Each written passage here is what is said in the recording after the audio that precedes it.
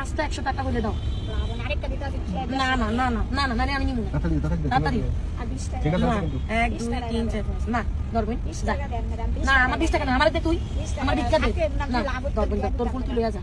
20 টাকা। আমার কাছে টাকা নাই বোন, 20 যা। টাকা দেন। না শোনা 20 টাকা দেন। ধরবেন তোর ফুল নিয়ে চলে যা। যাবি না? 20 টাকা। টাকা নাই 20 না।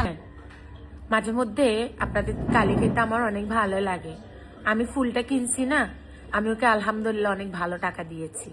কিন্তু আপনাদেরকে যখন কইছি আমি 100 টাকা দিছি, আমি জানতাম যে মুখ দিয়ে আপনারা আমারে বলেন রাখিয়ে আপনার মতো মানুষ হয় না, সে মুখ দিয়ে আপনারা আবার আমারে কইতেছেন আমি ছোট লোক কিপটা।